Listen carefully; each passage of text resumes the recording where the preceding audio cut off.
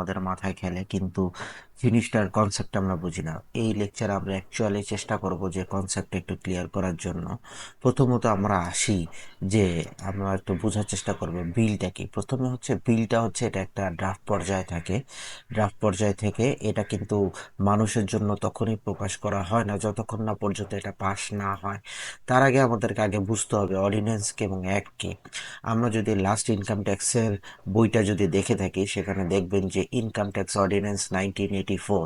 আবার এখনকার যদি নতুন একটা বই বের হয়েছে সেটা যদি দেখি, সেটার হেডলাইনে দেখবেন ইনকাম ট্যাক্স অ্যাক্ট 2023। অর্ডিন্যান্স আর অ্যাক্টের মধ্যে ডিফারেন্স কি? অর্ডিন্যান্সের নামটা দেখে বা সালটা দেখে বুঝতেছেন যে 1984 সাল। 1984 সাল মানে হচ্ছে এরশাদ সাহেবের আমল। এরশাদ সাহেবের আমলটা হচ্ছে 1982 সাল থেকে 1986 সাল, যেখানে প্রেসিডেন্সিয়াল অর্ডার ছিল, কোনো সংসদীয় ব্যবস্থা ছিল না। তো প্রেসিডেন্সিয়াল ব্যবস্থায় যদি কোনো আইন হয়ে থাকে সেটাকে অর্ডিন্যান্স বলা হয়। আর সংসদীয় পন্থায় যেখানটাতে আমাদের যে পার্লামেন্ট, সেখানে যেই প্রসেসগুলো হয়ে থাকে সেটা হচ্ছে অ্যাক্ট। তো ইনকাম ট্যাক্স অর্ডিন্যান্সের ক্ষেত্রেও কিন্তু আমরা দেখেছি যে প্রতি বছর আইনে যে চেঞ্জগুলো এসেছে সেগুলো ফাইন্যান্স অ্যাক্ট নাম দিয়ে চেঞ্জ হয়ে হয়ে 1984 থেকে যদি বলেন 2003 সাল পর্যন্ত ফাইন্যান্স অ্যাক্টের মাধ্যমে প্রতি বছর আইনটাকে চেঞ্জ করা হয়েছে। তো আবার ইনকাম ট্যাক্স অর্ডিন্যান্স বলছি, আমরা ফাইন্যান্স অ্যাক্ট বলছি। তো অ্যাক্ট যখনই শুনবেন তখনই অ্যাক্ট শুনে বুঝতে হবে যে এটা অ্যাকচুয়ালি পার্লামেন্টে পাশ করা।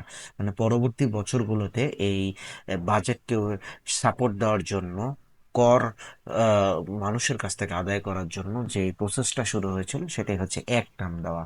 তো এইখানে যে আমরা যে ইনকাম ট্যাক্স অ্যাক্ট 2003 দেখছি, এটা তার মানে একটা আইন হয়ে গেছে। তো এই আইনটা আসলে কি? এই আইনটাতে আসলে অ্যাক্টে আসলে জিনিসটা যেভাবে থাকে, অ্যাক্টের মধ্যে কিছু ইয়ে থাকে, সেখানে হচ্ছে ধারা বলা থাকে। যেটা হচ্ছে ধারা, সেটা হচ্ছে সেকশন। ধারাকে বোঝার জন্য লাগে হচ্ছে উপধারা। আর এই পুরো জিনিসটাকে, কনসেপ্টটাকে ক্লিয়ার করার জন্য আরো ডিটেল এলাবোরেশন থাকে হচ্ছে রুলস বা বিধিতে। আচ্ছা, প্রতি বছর এই যে অ্যাক্টগুলো যে আসে, এগুলো আবার চেঞ্জগুলো আসে বিভিন্ন মাধ্যমে। একটা হচ্ছে ফাইন্যান্স অ্যাক্টের মাধ্যমে। আমি এখানটাতে মেইনলি ফোকাস করছি হচ্ছে ইনকাম ট্যাক্সকে। তো ইনকাম ট্যাক্সের উপর আলোকে আমি কথা বলার চেষ্টা করব। তবে অন্যান্য জিনিসগুলো একই কনসেপ্ট হয়ে থাকে, বাট আমাদের এখানে উদ্দেশ্য হচ্ছে বেসিক কনসেপ্টটা ক্লিয়ার করা। যেমন হচ্ছে অ্যানুয়াল এবং পিরিয়ডিক আপডেটসের মধ্যে থাকে হচ্ছে ফাইন্যান্স অ্যাক্ট, থাকে অর্থ আইন, এরপর পরিপত্র আসে, এরপর হচ্ছে স্ট্যাটুটরি রেগুলেটরি অর্ডার আসে এবং গেজেট আসে। আচ্ছা, জিনিসগুলো আবার কি? এই জিনিসগুলোকে বুঝতে হলে এটা আসলে কোন ডিপার্টমেন্ট কখন ইস্যু করছে সেটা আসলে বোঝাটা খুব জরুরি।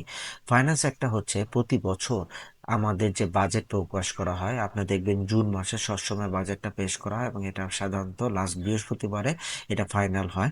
তো এটার নিয়মটা হচ্ছে কি? নিয়মটা হচ্ছে যে প্রথমত যে ইন্ট্রোডিউস করা হয় যে কিছু ট্যাক্স, ডিউটি এবং ফাইন্যান্সিয়াল রেগুলেশনের মাধ্যমে। কথার কথা, ফাইন্যান্স অ্যাক্ট 2023-এর যে আপনি স্যালারি দিলেন, স্যালারির একটা স্ল্যাব বলে দিলেন, যেটা আপনি আবার ফাইন্যান্স অ্যাক্ট 2024-এ গিয়ে আপনি চেঞ্জ করে দিতে পারেন, কোনো সমস্যা নেই। কারণ সংসদীয় পন্থায় আপনার ওই বছরের বাজেটে আপনার কাছে মনে হচ্ছে যে না, আমার এখন মানি সাপ্লাই বেশি দরকার। তো যারা মিডল ক্লাস এমপ্লয়িজ আছে বা যারা স্যালারিড পার্সন আছে, তাদের উপর যদি আমি করের বোঝা বা কর চাপিয়ে দিতে পারি বা করের বোঝা কমিয়ে দিতে পারি, তাহলে আমার ইম্প্যাক্টগুলো এই হবে, সেই অনুযায়ী আপনি চেঞ্জ করতে পারেন। আচ্ছা, এটা প্রকাশ করাকে, এটা পার্লামেন্ট অফ বাংলাদেশে পাস হয় এবং এটা প্রকাশ করে থাকে যেগুলো, যে বিষয়গুলো নিয়ে হয়ে থাকে, সেখানে হচ্ছে taxation, financial, fiscal policy, financial regulation নিয়ে আলোচনা করা হয়ে থাকে।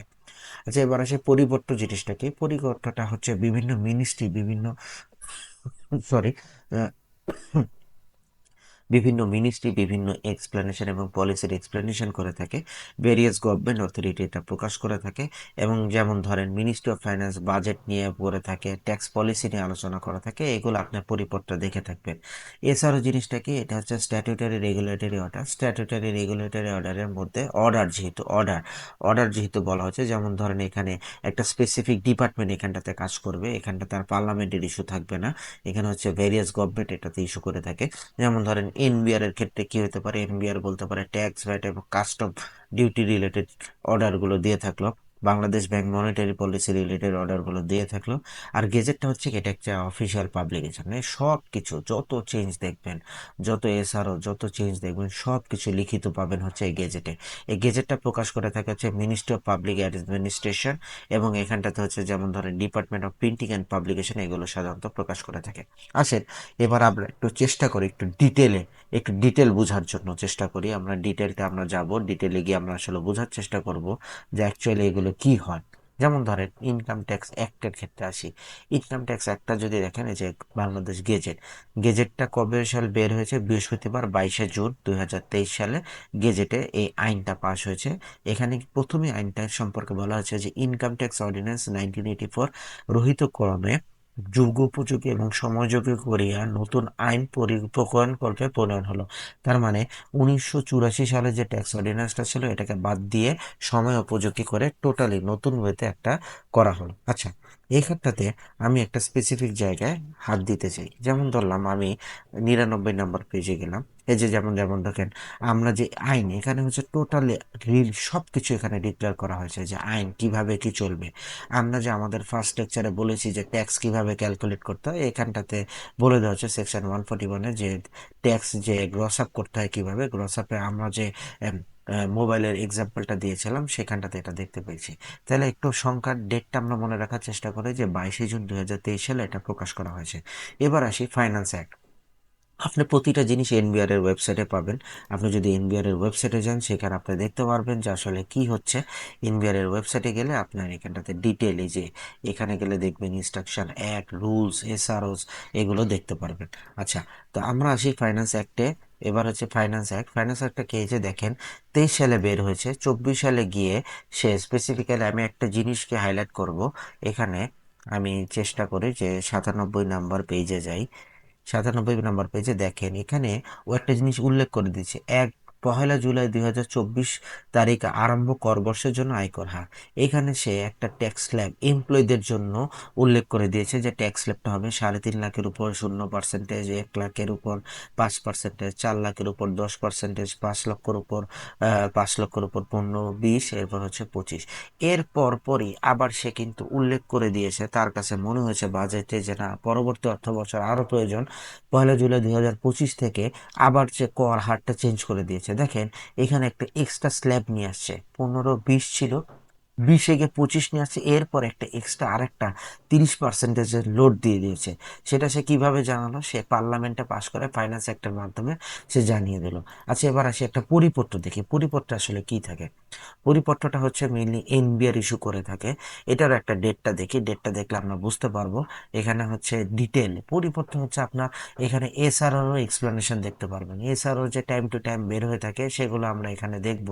পরিপত্রটা দেখে দেখে এখানে কথা হচ্ছে 22শে আগস্ট। আচ্ছা, ফাইন্যান্স অ্যাক্টটা আসলো কবে? ফাইন্যান্স অ্যাক্টটা এসেছিল কিন্তু আমার 30শে জুন, আর পরিপত্র আসলো কবে? 22শে আগস্ট। এটা হলো এখানে হচ্ছে ডিটেল আর একটু দেওয়া হলো এবং এখানে বুঝায় বলো। এখানে দেখেন ওই যে আমরা যে ফাইন্যান্স অ্যাক্ট থেকে দেখলাম যে ইয়ে কত, সেটা কিন্তু এখানে সামারি করা আছে। সামারি করে সে কিন্তু এক্সপ্লেনেশন দিয়ে দিয়েছে এবং কিছু ম্যাথমেটিক্যাল প্রবলেম দিয়ে সলিউশন করে সে আমাদেরকে আসলে বুঝিয়ে দিয়েছে। তার মানে পরিপত্রটা হচ্ছে কি, ইনকাম ট্যাক্স ডিপার্টমেন্ট বা এনবিআর আরো ডিটেল এলাবোরেটলি বলে দেয় যে কিভাবে কি কাজ করতে হয়। আচ্ছা, আমরা এবার একটু একটা এসআরও দেখি। একটা এসআরও দেখলে আসলে আরেকটু ক্লিয়ার হবো যে এসআরওটা কি বা ইয়ে কি, এবং একটা জেনারেল অর্ডার দেখবো। এছাড়া হচ্ছে স্ট্যাটুটারি রেগুলেটরি অর্ডার। স্ট্যাটুটারি মানে হচ্ছে আইন দ্বারা, এখানটাতে তারা একটা বিভিন্ন জিনিস, যেমন ধরেন কতিপয় প্রজ্ঞাপন বাতিল বলে ঘোষণা দিয়ে দিল, তার মানে এটাই এখন আমাদের জন্য আইন, এবং আইনটা আমাদেরকে বাধ্যতামূলকভাবে পালন করতে হবে। এটা ডাউনলোড হতে থাকলো যে এছাড়াতে আসলে জিনিসগুলোকে সরকার ডিক্লারেশন দিয়ে দেয় কোন একটা স্পেসিফিক ডিপার্টমেন্ট। এছাড়া একটা জিনিস মনে রাখবেন, একটা স্পেসিফিক ডিপার্টমেন্ট ওই আইনের আলোকে তাদের কিছু পাওয়ার দেওয়া থাকে, ওই পাওয়ারের আলোকে তারা এই জিনিসগুলো চেঞ্জ করে থাকে। যেমন ধরেন জেনারেল অর্ডার, একটা জেনারেল অর্ডার দিয়ে তারা বলে দিল যে যেমন দেখেন ডেটটা দেখেন, 22শে অক্টোবর 2024 সালে বলেছে স্বাভাবিক ব্যক্তি করদাতাগণ ইলেকট্রনিক মাধ্যমে রিটার্ন দাখিল সংক্রান্ত বিশেষ আদেশ। ওই সময় সরকারের মনে হলো যে না, ট্যাক্স রিটার্নটা ইলেকট্রনিক মাধ্যমে নিলে তারা আরো বেশি রেঞ্জ কাভার করতে পারবে, তো তারা ওই সময় আইন দিয়ে বলে দিল। আর আরেকটা জিনিস দেখবেন, এনবিআর এর সাইটে গেলে দেখবেন সবসময় ঢুকতে একটু প্রবলেম হয়। যে এই জিনিসগুলো খুব ইজিলি একবারে আপনি পেয়ে যাবেন না। বাট আমাদের মূল উদ্দেশ্যটা ছিল আপনাদেরকে কনসেপ্টটা ক্লিয়ার করা। হোপফুলি আপনার কনসেপ্টটা মনে ক্লিয়ার হয়েছে। ধন্যবাদ আমাদের সাথে থাকার জন্য।